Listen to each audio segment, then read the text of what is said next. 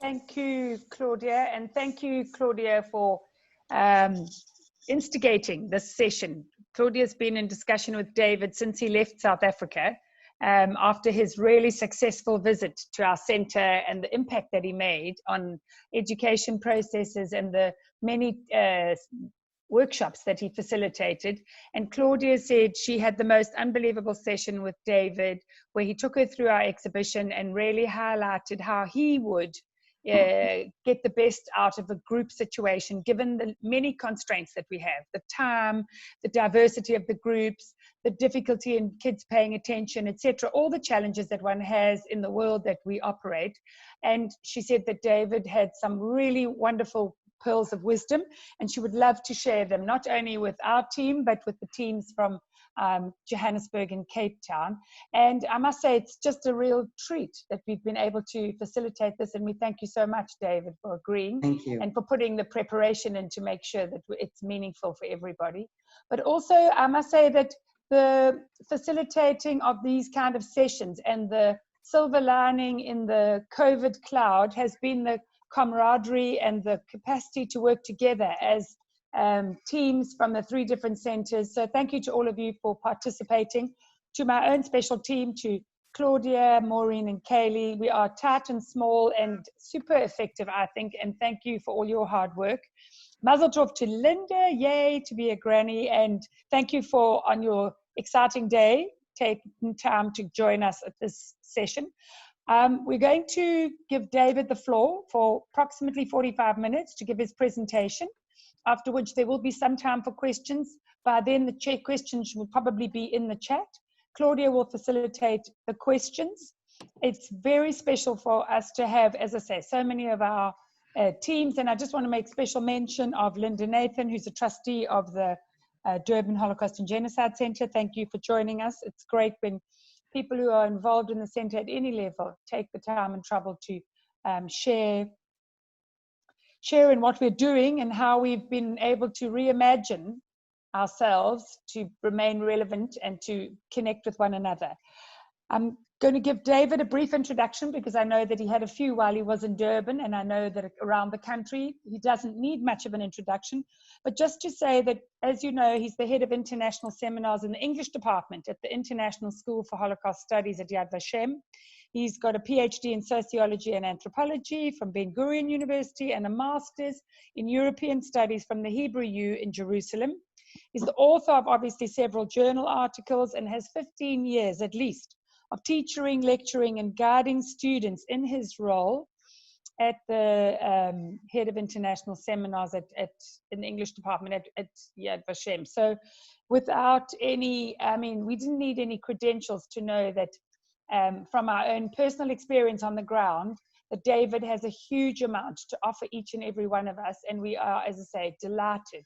Thank you, David, and the floor is yours. So, Mary, thank you for that warm and wonderful introduction. Thank you, Claudia, Kaylee, and Maureen for facilitating this.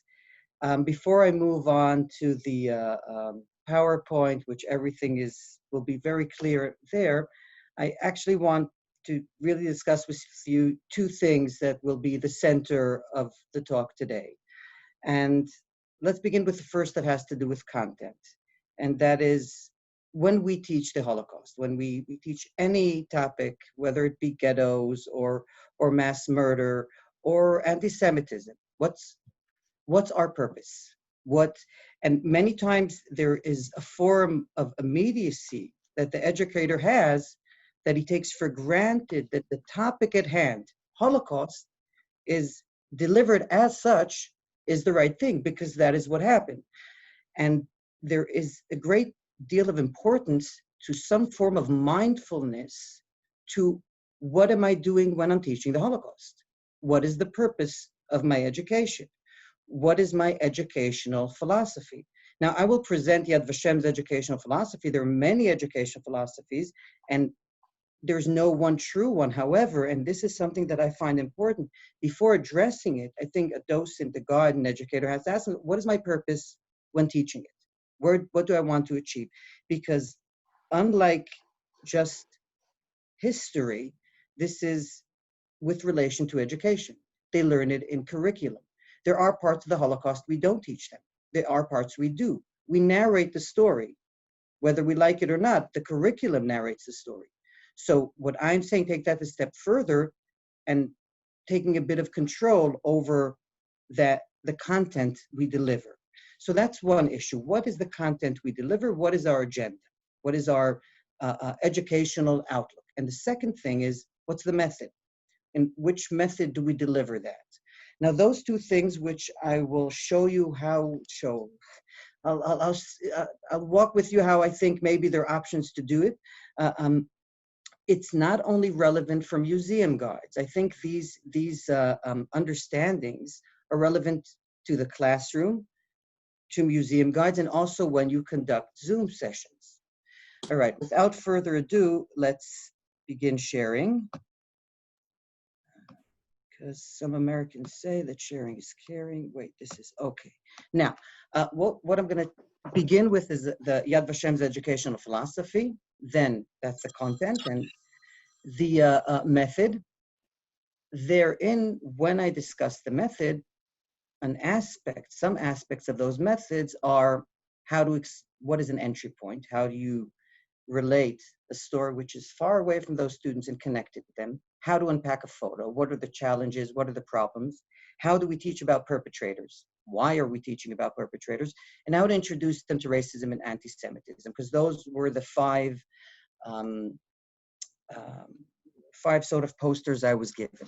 Now, I want to follow with you I want to say something. The part where I speak about philosophy will take about 10 minutes out of the whole lecture. But I do want to frame it in order for us to continue on, because the method is also connected to the content, to the philosophy of what are we doing when we teach the Holocaust, and to which direction which we would like to take this form of education and historical teachings to our students. So this is one out of many films we have in Yad Vashem's toolbox, which I think this goes to the basic ideas of why Yad Vashem is so keen about teaching this topic and the way it teaches it. All right, without further ado, let's see if I know what the problem is. Here we go.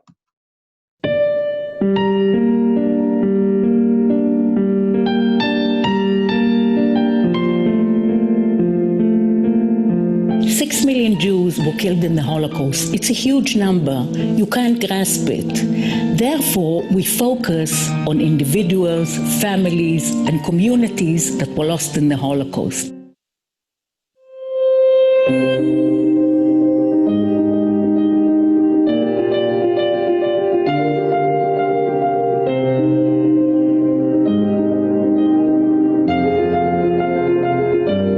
Approach to teaching the Holocaust is to start with the Jewish victim, because that's the essence of the Holocaust story. In order to do that, we start with life before the war.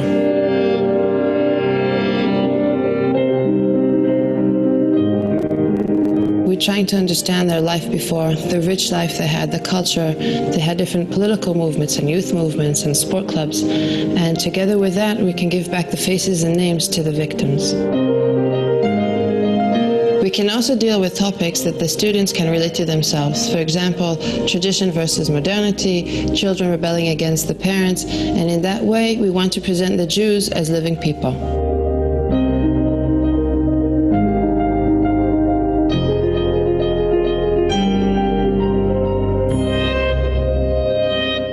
Okay, before I continue, it sounds trivial.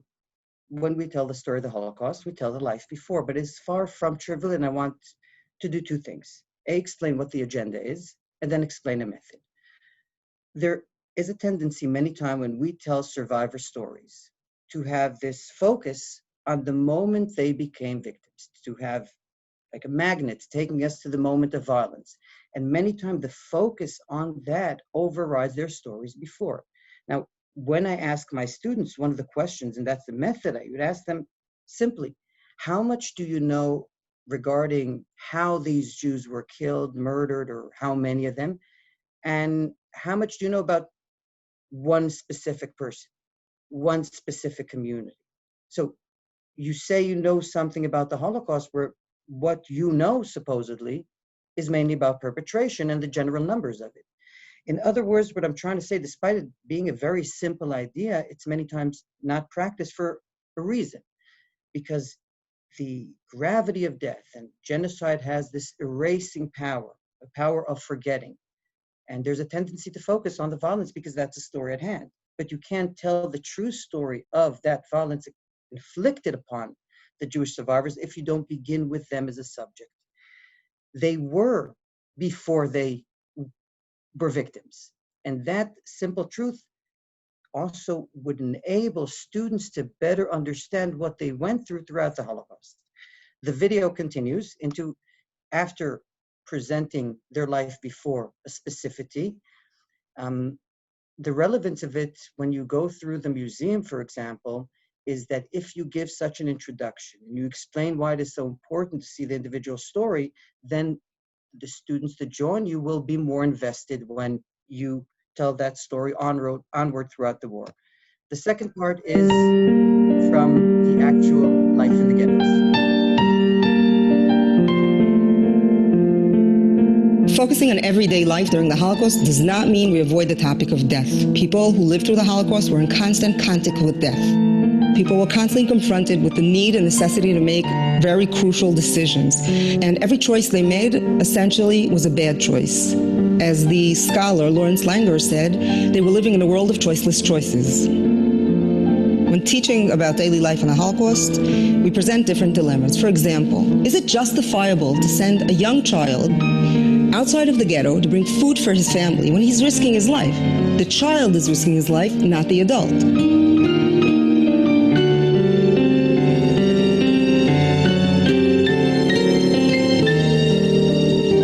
Is it right to give up your portion, your food ration, which is very, very small, to purchase a prayer book? What is more important? A lot of parents were confronted with the question of, should I send my child into hiding? Not knowing what's happening to him, not knowing what care he's going to get, not even knowing if this was going to lead to saving his life.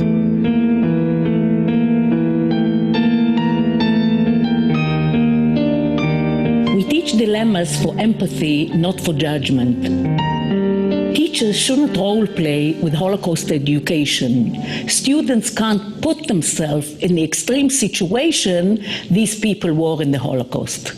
Okay, before we continue,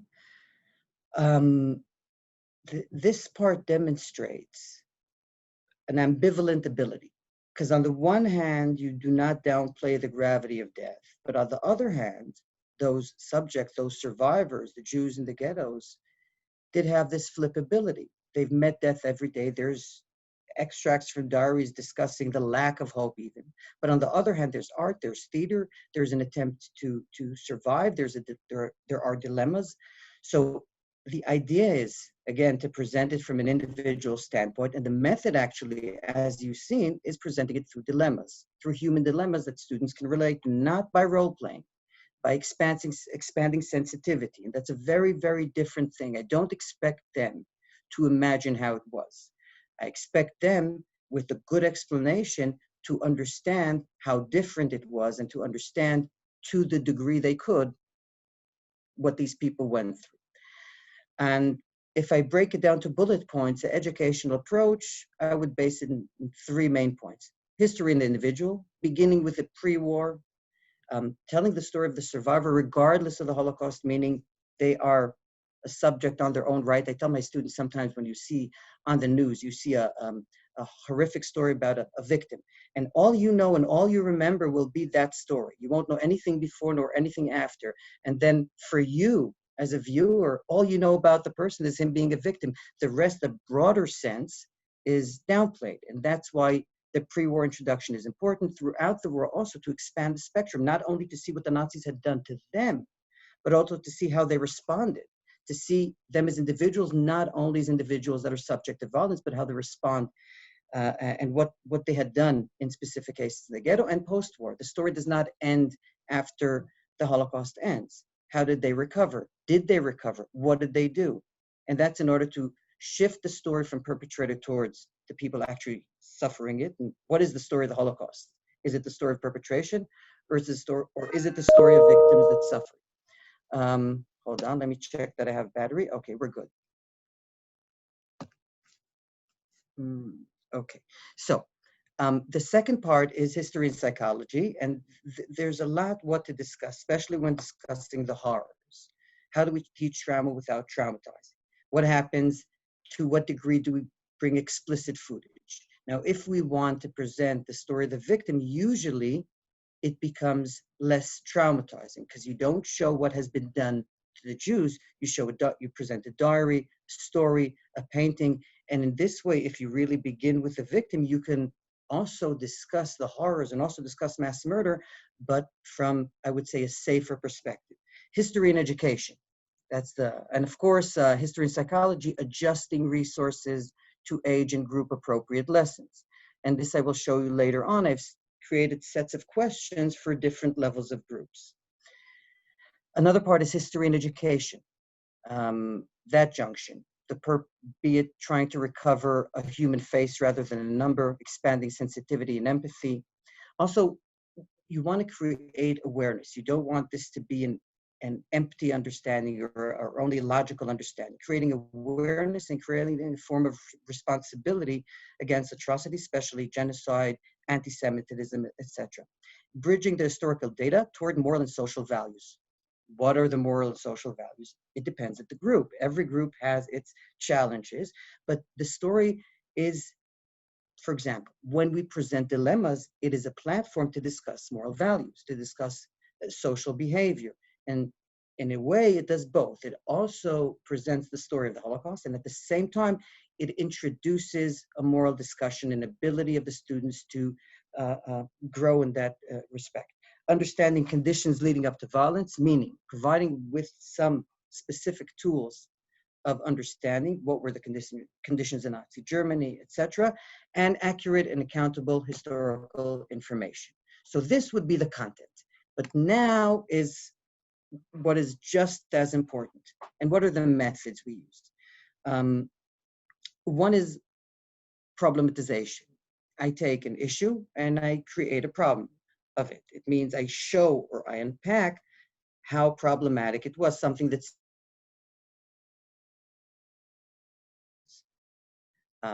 cooperating with the German has a price to it. How do you distribute the rations?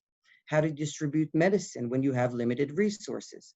All of those questions derive from the reality of Jews living in the ghetto, and you can address them and create a problem with which your students can relate to.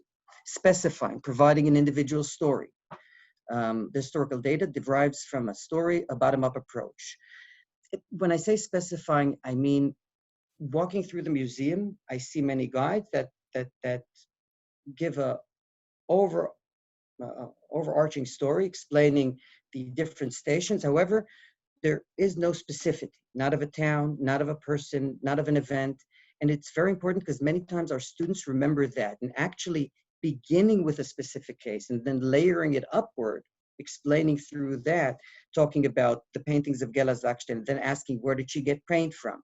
And why is she painting this specifically? What is her situation in the ghetto? Building it up is a way to begin with a story upward toward a historical analysis, initiating, giving the students a task, letting them interpret, adapting to the group, as I said, providing a diverse array of tools, whether they're visual or audio. Some students connect from different points of view and sound, making it appealing and familiar. For example, for some groups, parent-children relationship is very important. That's why you can discuss issues concerning that in the ghetto. For other groups, police violence is an issue. For a third group, you can think of what are those areas interesting the group and find the same areas in the ghetto and discuss them. And very important last point is priming. Before this whole thing, I primed. I said, listen, what we're going to do today is this. I'm going to show you the educational, and then I'm going to show you the methods. That's priming doesn't mean it has to be an evening before. It means before going into the topic, explain reflectively what you're doing. That many times enables the students to understand why they're doing what they're doing. It doesn't have to begin with something very interesting or surprising, but rather explaining to them why they're there. Now, going specifically into guiding a museum, challenges could be, many of the challenges actually could be technical. Space, the group took 5 hours to come and they had a traffic jam on the way. There are many, but the generic ones, it's a long time ago. There's a cultural gap. It looks different. There's a lack of color. Many times students don't have enough knowledge. There's a short time tour. You have to do everything in one. And there's a degree of sort of pressure and condensing it. Now, one, I wouldn't say advice, but something that helped me is actually taking your time, meaning you have an hour and a half. Don't try putting in that hour and a half everything you can. Choose the important things and choose a method that your students gain something from. Do it slowly. That's preferable because students feel the pressure, and as soon as there's a pressure of rushing through, their minds shut down by 25 to 50%. And I believe one loses more than he gains, although I don't follow my own advice. Let's go into detail regarding the strategies, the strategies are following a relevant entry point, using variety of resources, addressing common knowledge, not assuming they know, and focusing on stations rather than a run-through. Now, when you see a photo like this, and your group has, let's say, no knowledge of the Holocaust, it means they come, you ask them what the Holocaust is, they know one piece of information, it's 6 million Jews. How do you begin? The first thing I see is really to begin with the photo itself. No knowledge. Why is this policeman there? Who is he directing? Why are the people walking to the same direction? Why are they wearing those bands? Why is this person selling those bands? What does it mean? Why is a child? Those kind of questions, every one of them could be the platform for the next one. Okay, they're all going to the same direction. Then you say because of work.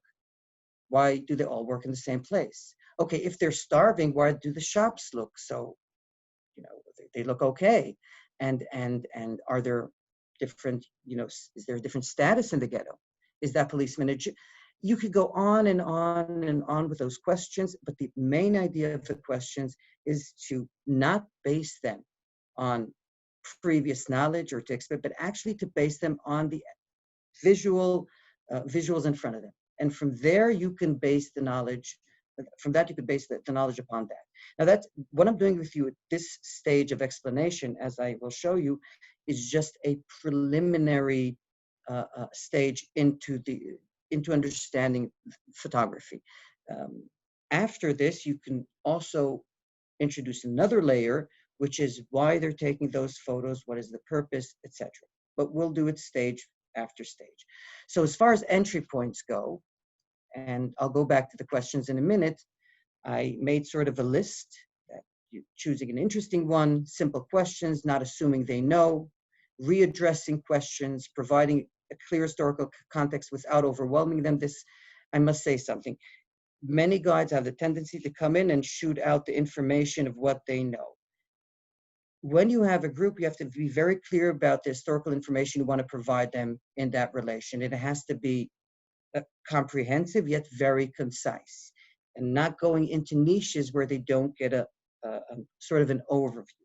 It doesn't have to be long. An explanation about Ghetto Warsaw could be, there was a process of ghettoization, and this is during the second half of 39, continuing to 40, 41, and you can explain this targeted Jews, put them in closed and confined spaces, really give it brief and just to that, to the data they need for the rest of the explanation. Again, historical context, but without overwhelming them, and that helps if you have thought of it before. What are the most important points needed to be discussed, combining an entry point, a brief discussion, and the historical context, using visuals, and beginning with artifacts.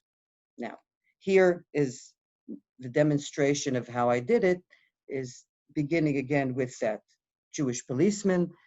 Through that Jewish policeman, I'm saying, okay, there are some different statuses in the ghetto. Some have better opportunities, some less. What does it mean? Who put them in that situation?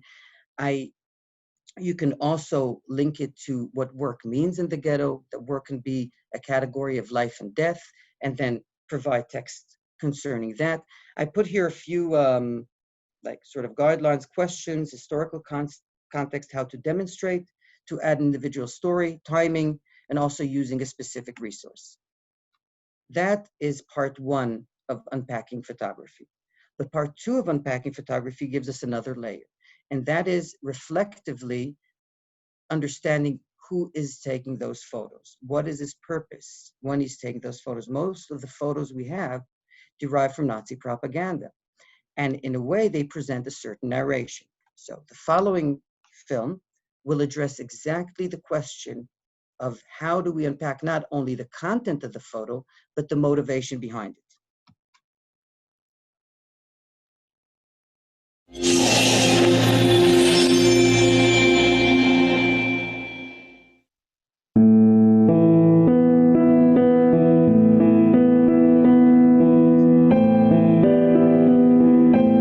Photographs have the kind of authority over imagination today, which the printed word had yesterday, and the spoken word before that.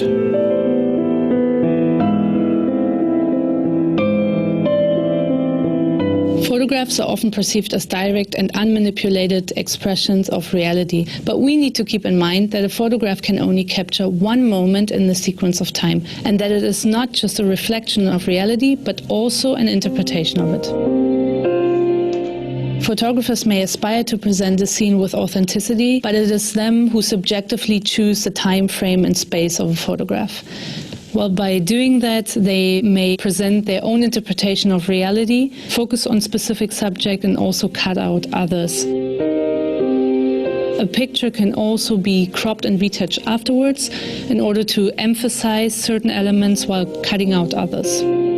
Photographs can serve as documentation, but we need to remember to put them into context in order to understand them properly. If we use photographs in the classroom, we must be aware of a number of issues that may influence the way. I want to add something, that when I present this to students, the issue of why they took those photographs, who are the people taking them. When I began to it, some guides or educators would tell you, why are you overcomplicating your students? Enough to explain what's in the photo. You don't have to explain that reflectively speaking each photo. But what I've noticed is that's the money time, because then the students get an opportunity to see behind the scenes. We show them the process of it and show them, wait, you see this photo? It's not telling you the full truth. What don't you see in the photo? What is missing in the photo? What doesn't it tell you? What do you think the person, given your understanding of how they saw Jews, this photographer, what do you think is his agenda when he takes those photos? And usually they're very cooperative because they get an insight into how even partial our materials are and how they don't tell a full story, how a photograph could and does many times distort the original story. So we have to sort of fight against the stream and interpret it in a way that's linked to the victims, their testimonies, their stories, and not only through the eye, prism, or lens of the German photographer. We look at a photograph or what it is actually telling us. For example, who is the photographer? After all, the photographer is a human being and they may show their own interpretation of the world. On the one hand, we have German official photographers who took pictures in order to show their Jewish victims in a negative light for their anti-Semitic propaganda. And we also have Jewish photographers who took pictures secretly in order to tell the world about the atrocities and also to commemorate the Jewish victims. Another question we have to consider is, why was the photograph taken? German photographers often took pictures to show their own racial supremacy, or they used the photos as trophies in their acts of humiliating Jewish victims. What is absent from the picture? Another question is, was the photograph staged? In some pictures that we have from the Warsaw Ghetto, German official propaganda photographers created incidents that never actually happened. For example, one incident that never actually happened, and the reason why they didn't use it in propaganda, because the faces of the people there were horrified. They took religious men and women and sent them to go to the ritual bath, a mikveh, without their clothing. And they wanted to use it for propaganda to show how this ritual is a few things. First of all, filthy. Second of all, they tried showing lack of morality within the Jews, etc. It didn't really work. They didn't use it. However, that's something staged. They used some of these Jews in the ghettos, and some of the pictures you're actually showing were used, or I'm showing, or I used to show, were used as part of really Nazi propaganda and staged propaganda in order to show later on in movies and in newspapers how the Jew is not really a human being in order to further justify the persecution against them. So in a way, that's the story behind the photograph tells us a great deal about Nazi mechanism, and also tells us a great deal about blind spots we have toward the story. And I think noticing blind spot is actually, in a way, just as important, if not more, than noticing what we see, because our blind spots are exactly those opportunities to revise and expand what we know about the story. And the story behind photography is, in many cases, one of those blind spots. Another question, where was the photograph found? Many pictures of German photographers were found in private collections or in photo albums as if they were souvenirs. That's indicating to us that they were probably really proud of what they were doing. We mainly remember things visually, and that's why photographs are such a great tool in teaching about the Holocaust. But we also need to remember that photographs, like any other historical account, have their limits. And because of that, we need to put them into context, and we need to be more critical when analyzing photographs. Photographs are, because they're strong, they're also deceptive in a way, because they seem to tell a full story. And if you see photography from the shooting pits, those photographs create images, whether we accept them or not. They create very strong images in the viewers, and that's why I think, especially an educator, a guide, has to be very careful in the way they use it and create some sort of awareness toward photography. Now, this next thing I wanted to show you is actually sort of a guiding model of two posters, which have to do with the archives. And you know what? I'll demonstrate it briefly. If it would be a group, I would begin asking knowledge. They don't have to know anything for the following question. A starving society, does it need an archive? And they usually would answer no. And what is this? What are they hiding in those milk bottles, etc.? And trying to create an interest of why would there be an archive in a starving society? And then you can connect it to other examples and I'll show. If you tell stories that you take from the archives of Emanuel Ringelblum and present them, if you take a Janusz Korczak, you take any story that's given from those archives, and then you say, we wouldn't have had that story, we wouldn't have known anything about this person, be it not for those archives. And then they start understanding why the archives are important, why they're important for the Jews. You can provide what I show later on with Gela Seksztajn, her will, that she says, my will is to be heard, that there will be a memory of me, and this is the person, Emanuel Ringelblum, collecting those materials, those paintings, and then provide another layer, historical context. What is danger? Was it a dangerous endeavor? What happened to those people, to the archivists? How much of the archive was found? What does the archive tell us? And you can use this as a sort of mediating point, connecting what you've told up until now and later on. That's just the beginning of the presentation regarding Emanuel Ringelblum. And then you can continue on, as I said, you begin with a general presentation, entry point, something surprising. Then you could go on into a dilemma when you demonstrate what the Warsaw Ghetto was like. And here I took one of the most common dilemmas of self-help. Do we help the few or the many? Do we help the few over time or the many immediately, but our resources will be dried out very quickly? This dilemma is a broad dilemma in many ghettos. It has different forms and shapes. There's an insulin dilemma, to whom to give the insulin when you have many patients, to give them to a few which you could sustain, or to many for a short period of time. Same goes for food, etc., etc. And those dilemmas of life and death appear throughout all of from already 1940 until liquidation, to the last liquidations of the ghettos. The dilemmas always were there, and they were always life and death dilemmas. That's why they're called sort of choiceless choices. So, presentation of the dilemma. There is a tragic dilemma that's taken out of Ringelblum. So you see, I Seksztajn. And then I said, we wouldn't have known this without it. And one shouldn't ask a student, what would you have done? Actually, the path is just to present the dilemma of another, and they could weigh in on the other dilemma, not on theirs. I would refrain from phrasing it, what would you have done if? It creates pressure on our students, and usually they can't really go into that role playing, and also it's uneducational. So you present the dilemma in their words.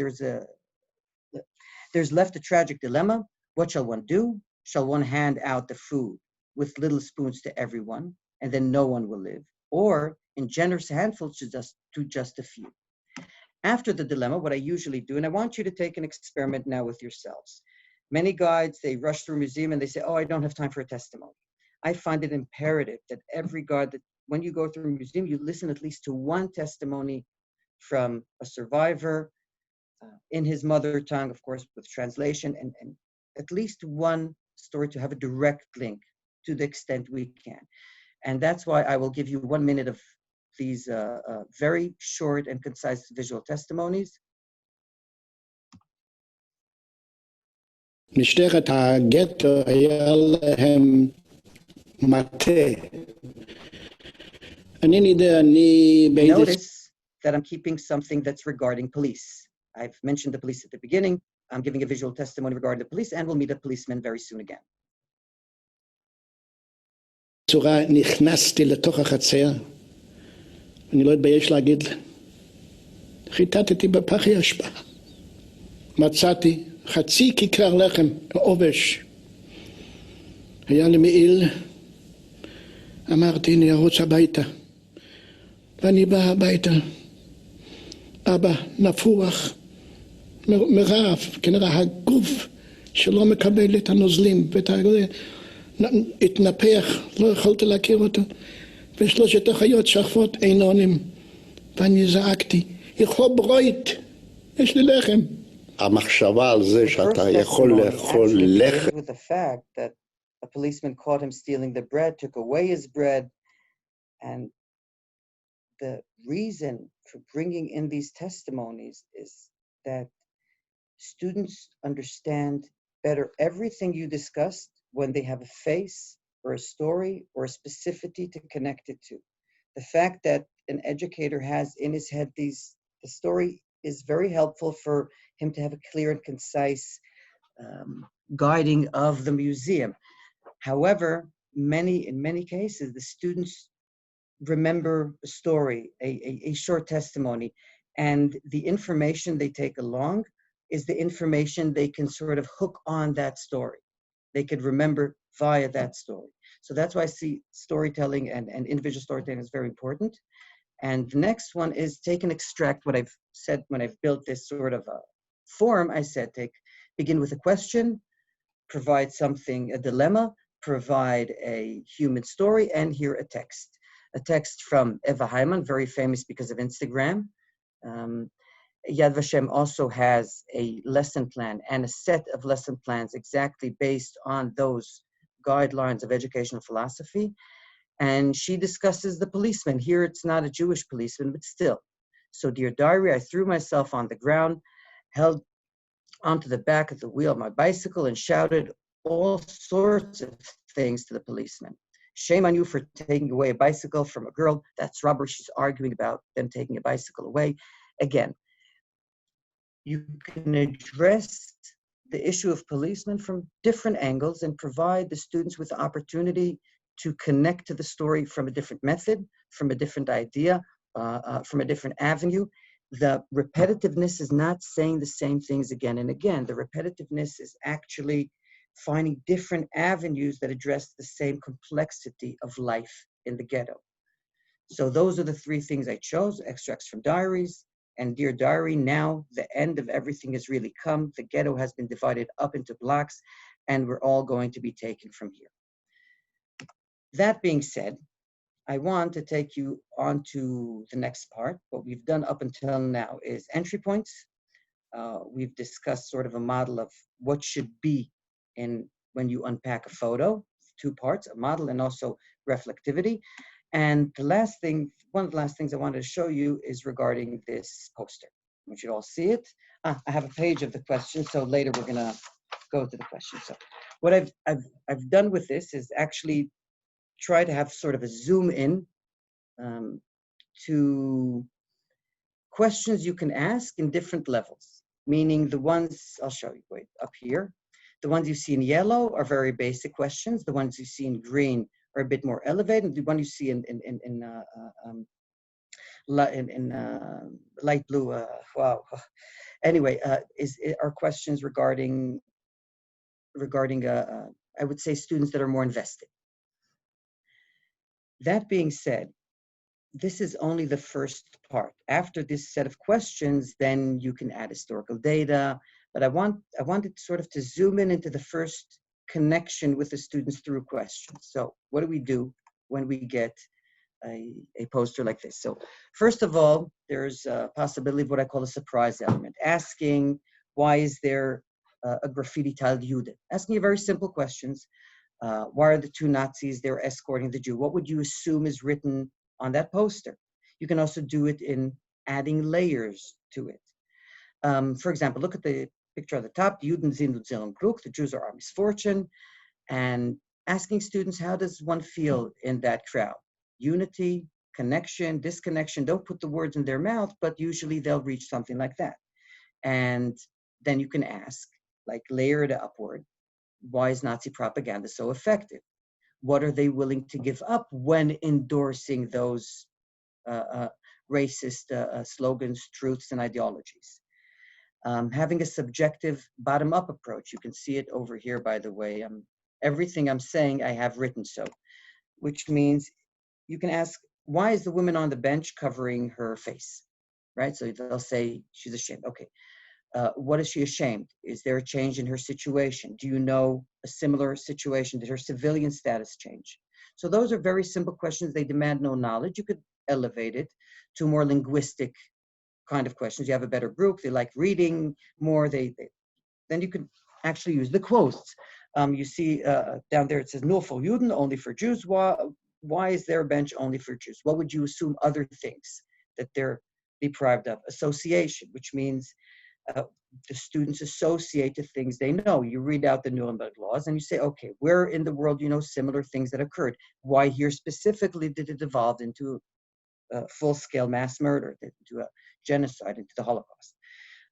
The last three, they're a bit more, I wouldn't say for better groups, for groups that's what fits them, is a reflective approach. For example, you see those girls that are teacher students that are learning eugenics. It's on the, it's left middle side of your screen.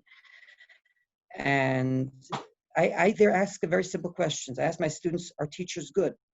I ask my students, is school a good idea? When is it a good idea? When isn't? And usually say, yes, is it important to listen to your teachers? And then they're in a bit of a pickle because, it is important, but not always. So ask where? Where do you draw the line? Where do you say what the teacher's teaching me is wrong?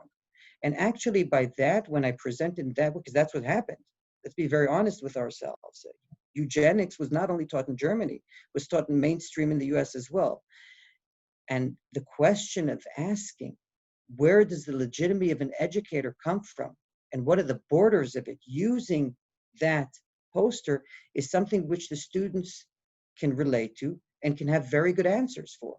And that's a point of entry. Are teachers always right? Why do German students accept racial theory as absolute truth?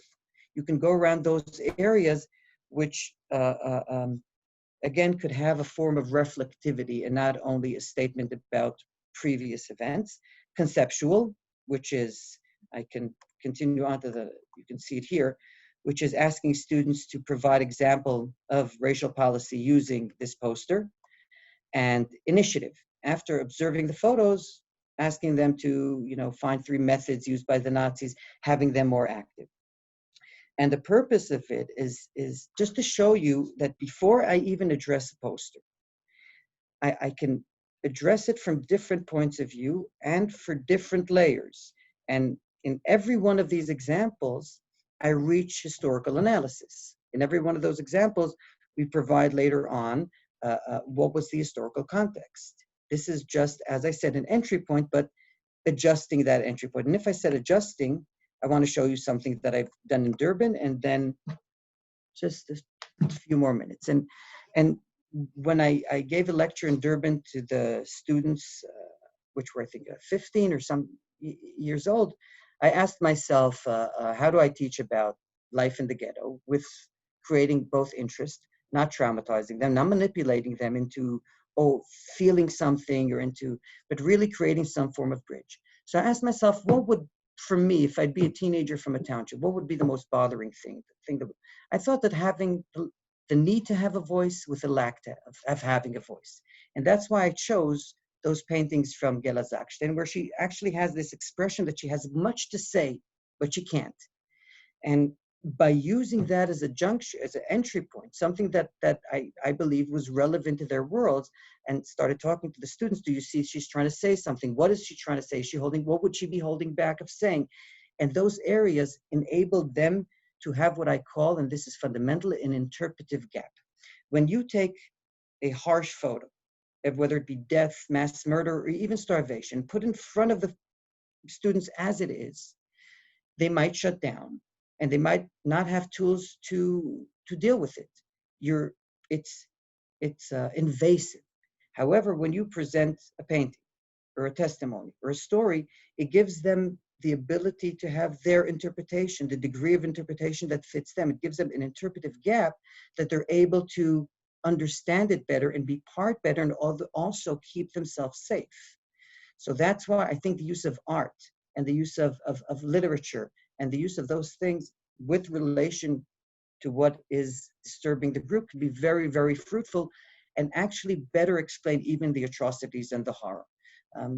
Okay, that's as far as adaptation. And the last point, before I open the floor for questions, has to do with teaching about perpetrators, and as I said before, the main problem when you teach perpetrators is that takes the money time of the story. It's many times prone to manipulation. There's an emotional override. There are more problems teaching about perpetrators than teaching about, I think in a way, more complexities and than teaching about victims, like currently.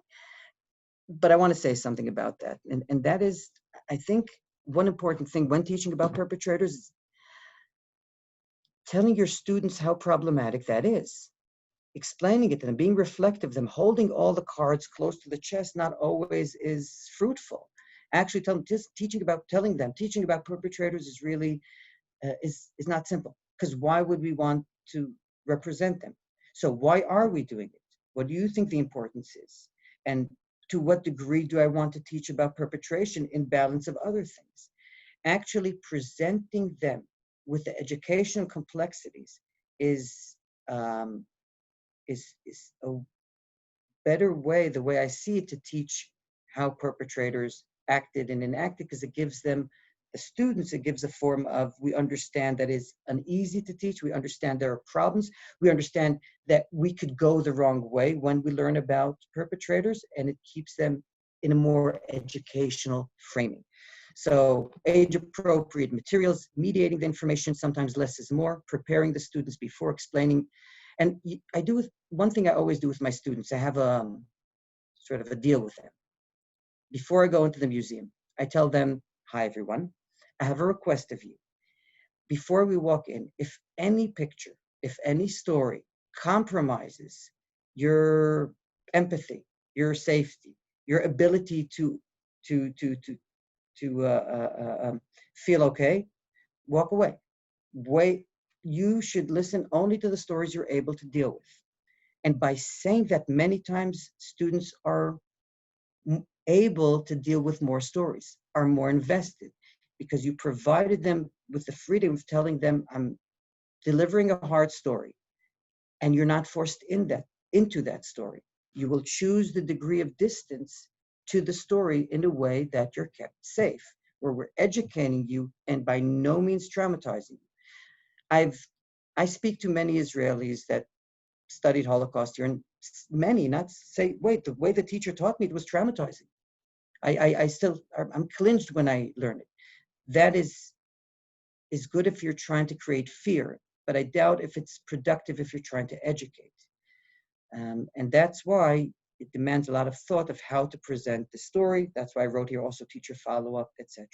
Now, this wasn't a presentation only of guiding, like how I would guide it, because I would guide it differently. It would be long and I'd be hyperactive showing you things. But this was more of a presentation framing the idea. I put in words the idea behind how I guide it in context of your museum. All right, now I'm going to stop sharing my screen and open an opportunity for questions. Let's see. There's a way to do it, I'm sure. Stop share. Wait, stop share. Now, last thing I want to say is sort of a summary. And what did I do today? I went all over the place. I began with saying, what's our educational outlook, making it more personal, shifting it from perpetrator to victim, making it educational, not traumatizing, making it flexible. That's the how. I address the how. What is our method? Problematizing, making dilemmas, providing them with a priming and an after, asking yourselves who's in front of me? What are their troubles? I wouldn't guide the same way in South Africa, in Israel, in the US, and furthermore, I wouldn't guide the same way in Durban and in Cape Town. And in Durban, I wouldn't guide the same way to different groups.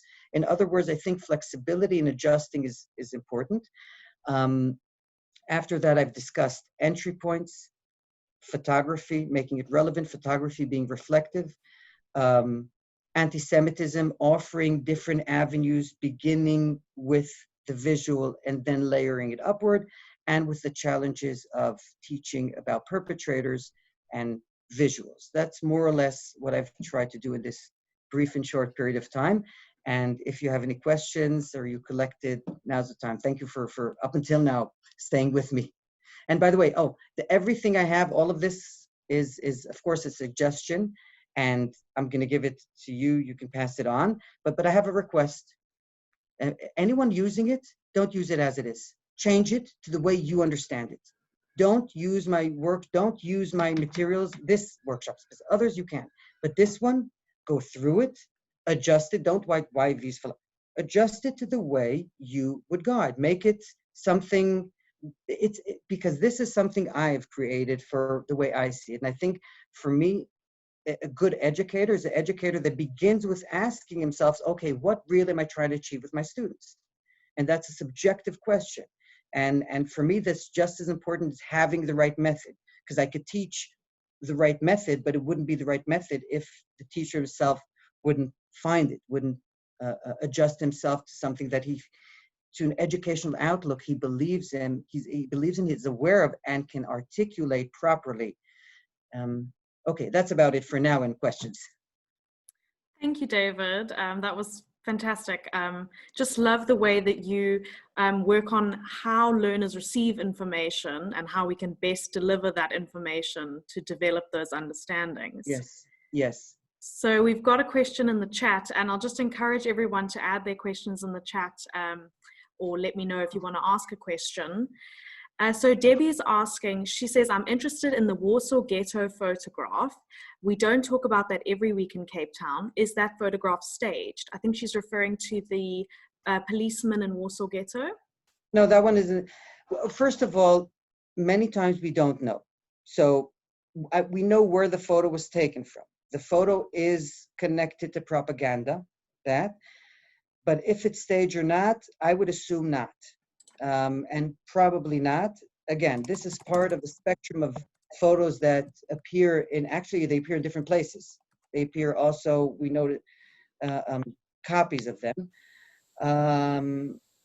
No, probably not, but I can't assure of anything. They could have staged. We do know of other photographs in that series that were staged, but staged, there wouldn't be a reason to stage it, because that's what people describe they would do every morning.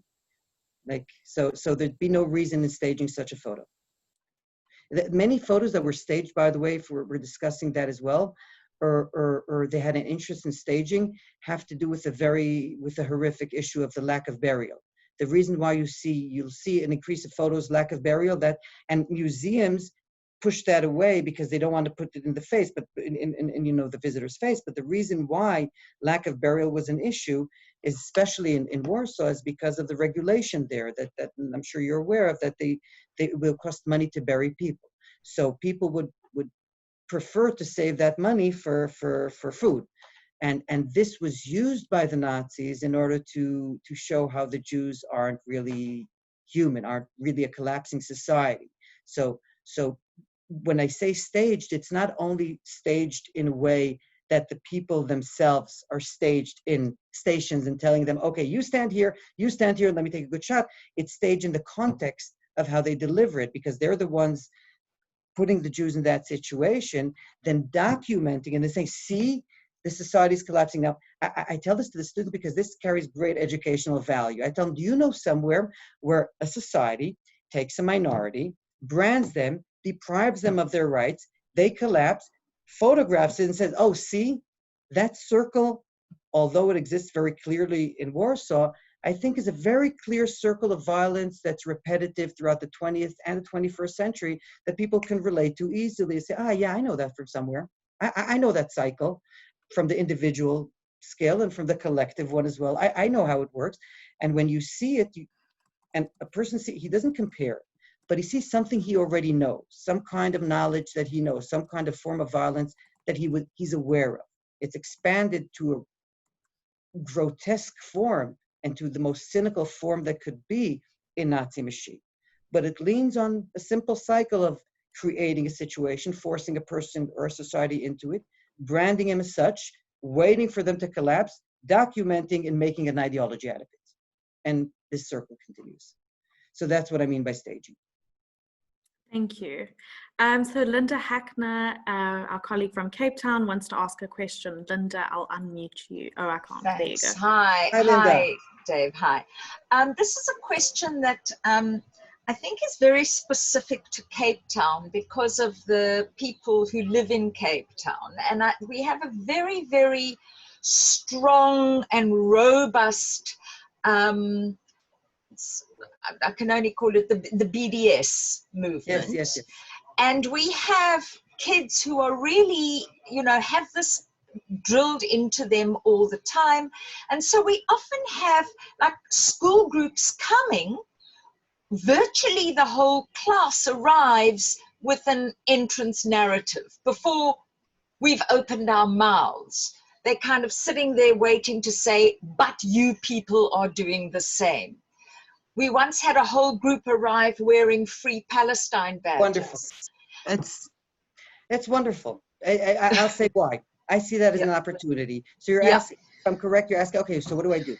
A group comes with a BDS thing written on their shirt. They're just, and for them it means there was no Holocaust, because I mean, that's the link they do. That's right. Well, you have a photo that you can use. And there's a story that you can use, and that is a very simple one. What does the commodity teenagers have, which we like and dislike at the same time? They're rebellious. They tend and use their rebellion and connect that to their intelligence. In other words, what you could say is something in the guidelines of, wait, I know you think that that's a true narrative, and use them against each other, use their rebelliousness to revise their ideas. Say, listen, the same way teachers are not always right. You see in eugenics, we studied eugenics as something acceptable. We're not always right, not me and not your teachers. Let's leave that, safe zone and try seeing this story from yourself. And I also tell students, usually I tell students that many times when you come from a school with a certain agenda, you'll carry that agenda. Your merit is your ability to create your own subjective idea and not to follow the crowd's idea. In a way, I wouldn't form those words that way, but I would definitely use the rebellious idea. For example, if I don't want to do it directly, I could say, okay, wonderful, and just expand those areas where I discuss teachers and where I discuss the areas where students could be reflective and say, not everything that is taught to me is the correct thing. And actually, in a way, I open my hands and say to my students, check my truths. You can be reflective, you can disagree, you can have an argument. I don't hold all those truths, but I expect my students to have an agenda that they know that nobody above them holds the truths. and they have responsibility to acquire that through people that are around them. I shift the discourse from the educators and authority and tell them, no, you're the authority, you're the subject, you're the one that has to choose who is right, and no one can take that away from you. You leave here, you stay with yourself, and you stay with the ability to, you stay with the responsibility to find out what's true and what's not. You're the one going to sleep with yourself at night. And even though you're 16, you're the one that's responsible for your truth. So do that. Listen, go online, check. I'm not going to tell you that I'm more right than them. I'm not going to do that. I'm going to bring the responsibility back to you and bring you back the power of being a rebellious teenager, finding out for yourself and arguing with whoever you disagree with. And if something is wrong or a lie, expose it. That's your job. And even if I'm like that, think when you present that, you present strength, confidence, and you bring the responsibility back to the students. It's not your teacher's responsibility to provide you with truth. It's your responsibility to listen and to mediate and to try to get the most amount of truth, knowledge, and decency you can. So those should be your prisms in which you filter the information. Does it have truth in it? Does it have empathy in it? Does it have a care in it? And when you have high levels of that, let it. This is a discourse, again, shifting it from the educator to the student, using his or her rebelliousness and saying, you know what, maybe you're right, go check. Because usually in arguments, for me, it never worked. It just never, ever in my life, a direct argument, I never won with a student an argument. If it becomes an argument, that's where already, let's try tomorrow. So that's why I think bringing them providing them with their own responsibility, reminding them that they're responsible for truth. So that's how I see it. Thank you, David. Sorry, Linda, I just muted you for the ambulance. Yeah, no, that's fine. Thank you. I went into a loop there, but I think this is really important. It's from an educational standpoint, not only Holocaust oriented. Thanks, David. Tali Nates has a question. Tali, do you want to unmute yourself? Sure. Hi, Tali. Hi, David, again. And lovely. Thank you so much for this very, very good workshop. I want to dive in a little bit more on photographs. So you spoke about staged and non-staged. Can you look a little bit at, if we look at perpetrators' photographs, not at victims, or resistance photographs, if you can talk a little bit about those that were just taken, family photographs, I don't know, a man in the Einsatzgruppen, he is doing, or the very famous Belgets or Sobibor photographs when people are sort of, they're smiling to the camera, they are perpetrators, but they're basically, it's not a propaganda photograph. So maybe to our guides, it will be really useful when you analyze a photograph in an exhibition. What do you say about a non-propaganda? There are propaganda photographs, and there are those that are taken, and what does it mean? What does that photo tell us? Because I think that can be quite interesting for the students to listen to. Okay, really important comment. And first of all, for me, as soon as there's a preliminary stage. It's when they watch a photo in black and white, they or think, oh, which filter did he use? The black and white filter, or they alienate it. Okay, this is not relevant to me. This is like the old people photos with those machines they had. It's irrelevant to them. But it becomes relevant when you ask them a simple question. That's how I do it with my students. When do you take photos? Ask them. And say, what do you mean, when do we take photos? When do you take photos? They say, all the time. I say, photography today is something that's like some sort of rim over our lives that follows us. We don't always intend, okay, now we're taking a photo. We just do it at times. The rim is thicker, or that's exactly photography in Germany. 1 out of every 5 people studied photography. It was a trend. They were like, this is like your Instagram, just longer. And then first of all, I related to the purpose of photography. I explained to them what's the context, the historical context of those photographs that were taken. I call it photos for fun, or photos part of life. So that's the first stage, explaining the context. And that's exactly why they have the ability to I wouldn't say they're authentic, because nothing's authentic in that respect, but they have the ability to better display how it was boots on the ground for these perpetrators. And to ask one of the most serious questions, which I think, like my aunt always says, the question is, why are the questions always better than answers? And in that respect, the question is, you know, how can they be so indifferent? I mean, if you kill, at least have a bit of emotion. It sounds horrible, but there's something that emotionally is very strange about that and demands an explanation. So that's exactly the commodity I use. I say, wait, how could this be? How could killing occur along with, now that we know that these are just photos for fun? And then I provide also texts that describe these photos. And I say, oh, dear wife, we are doing this and this, and it's a bit hard. And how can they be discussing 90% of the time everything but what they're doing? They also discuss it, but not as much, etc. And then I ask myself, how could it be? And this is a great platform to explain the sociological factors that how a person becomes a perpetrator. Because sadly speaking, then I tell them, you know, why they're indifferent? And then because in the 20th century, 180 million people died in mass violence, 140 million of them were civilians. That states have inflicted violence because violence actually flourishes with indifference. They are not enemies. They work along together. When you see a degree of indifference, there's a good chance you will find violence accompanied. And when you find a great degree of violence, you will find very serious areas of indifference therein, because you cannot sustain a mechanism of violence with so many feelings, because your feelings will also create empathy and care. You have to have it in a lane.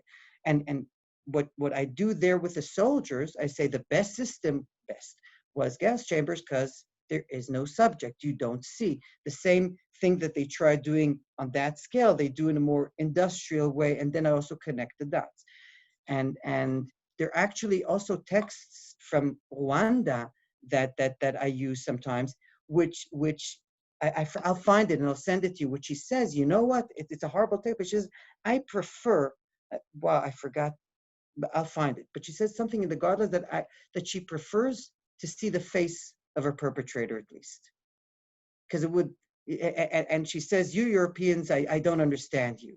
You don't have the courtesy to look in the face of the victims. There's a different kind of, and I think it's not, I turned it around. It's not a courtesy, it's a strategy. It's a strategy. And it's also an emotional, the indifference, the way I see it, is needed to continue the violence. One cannot sustain something if he doesn't okay it or sanction it emotionally. So I don't think those pictures were the first time. When we see the testimonies from Rwanda, we see the first times are very dramatic. Those pictures were taken after 5 or 6 times when it becomes a habit. And I think the scariest thing of those photos is not the indifference, is how quickly this process can take place and how quickly indifference could step in and how it could be sustained and how normal these people are in their regular lives. So there are many, many things to say about it. I think it's a great platform for education, especially because it generally says there's no safety. No one is protected from this. This happened to Homo sapiens. And yeah. David, I think there's another aspect that I'd like to just mention. I once had a group from the Otsur Military Academy. So they were very young men who were becoming soldiers. And I dealt with these images, you know, the happy Nazi images where they're eating blueberries and then they're all singing and playing the squash box and everything. And one of the young men said to me, and this is something that I'd never heard anyone else say before. He said to me, of course they're happy. They've been ordered to do something and they've been successful at it. They were asked to do a job as soldiers, and their job has been done to the best of their ability. So it wasn't indifference. It was, his point was, you know, as a soldier, you've achieved your goal. I agree with you. And one of the reasons why violence is one of the most luring strategies that we have, and one of the most effective ones, the one we suffer most, is because it never chooses one strategy. Violence could come with indifference, and it could come with ecstatic violence.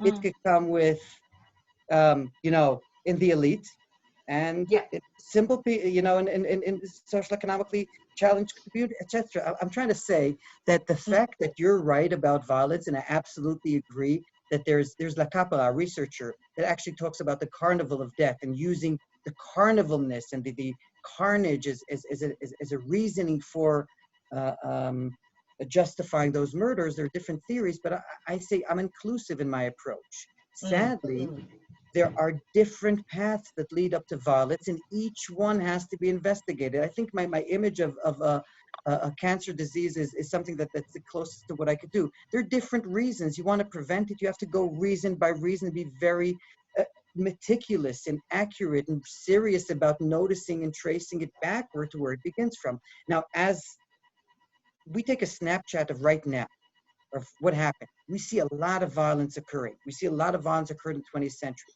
We see the outcome very clearly. And what we're trying to do is to trace it back to the reasonings, and be it that it's so effective, there has to be many different reasons, justifications and strategies.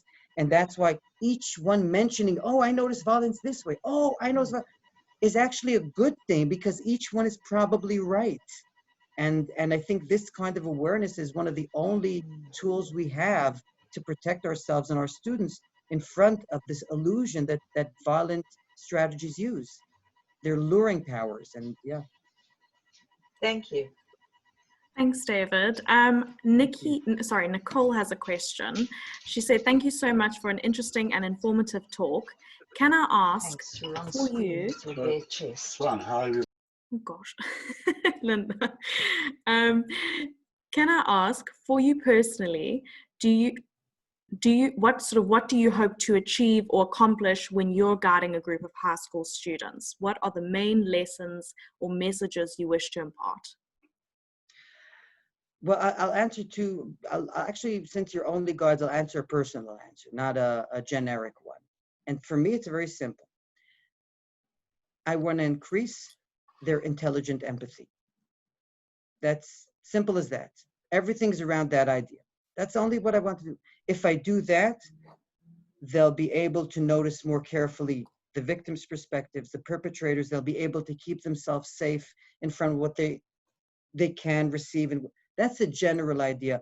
They'll become their ideologies, their hold, whether they be religious or not, it doesn't matter which, will not be undermined by others, but will be complementing. So that's the main idea. When a student comes in my tour, I want him to have, and that's a more elaborate answer, a better perspective on the story, on victims, but not only perspectives that is external to his, being process, something that is relevant to him. That's why, for example, I discuss within parent-child relationships. I give them a quote of Alina Birbom that says, she tells her dad, I don't want to be sad like you're sad. I use that quote. And that they remember, because everyone has, it's not that this child is thinking, oh, that's my parent. But the fact that they leaned into an area which is relevant to him, he or she is struggling with. And I gave a different story in a different perspective, in different conditions. I provided him another tool, another way of understanding. So the way I see it for me, I don't have high hopes when I guide a group. I want that some of the students will be able to expand their intelligent empathy towards themselves, towards others. And actually, I think the story of the Holocaust could be, I wouldn't say ineffective, but could be an opportunity to do that, because it's testing us in a way. I tell them, take the story of the Holocaust as a test. As a test for what? For your ability to listen. Which kind of story do you want to listen to? I ask them. Do you want to listen to a story with a happy end? Or are you willing to listen to a story you gain nothing from, except your ability to listen to another story of another human being? What do you choose? And usually say, oh, you know what? We'll take the harder dish. We'll take the dish without the message. And in a way, again, this expands their empathy. Instead of being empathic only to stories that they're willing to accept their message, I take groups of Orthodox and give them something a bit different. I take secular groups and teach them about rabbis.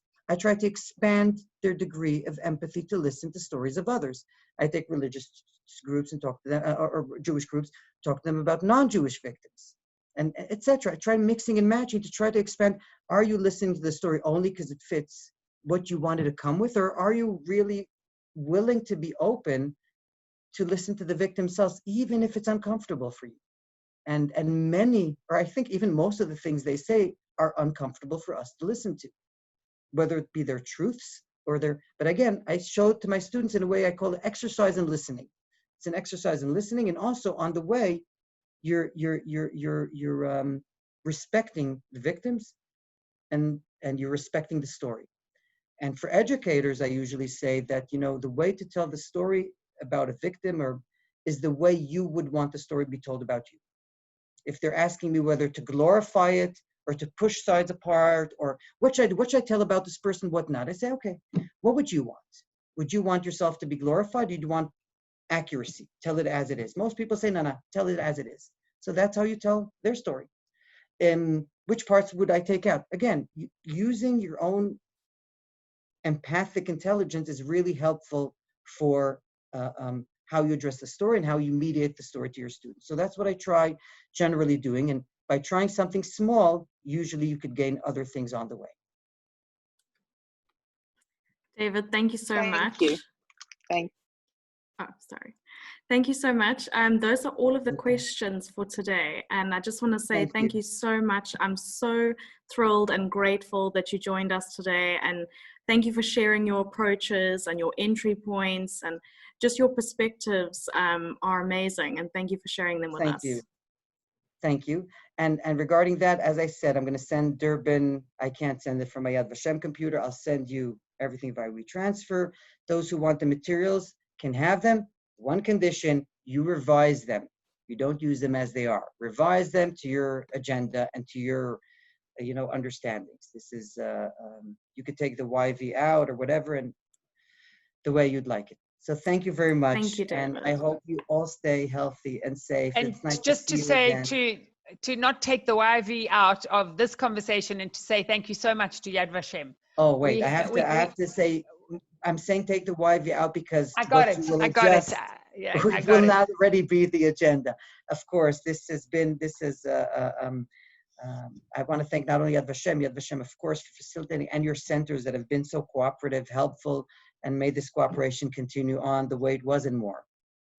Thank you so much. It was a very special afternoon, and I'm sure that everybody is going to adjust the way that we take people through in terms of stopping to think about who we are and why we do it and what we want from them. It was wonderful. Thank you. And stay safe, everybody. Thank you so much for joining us.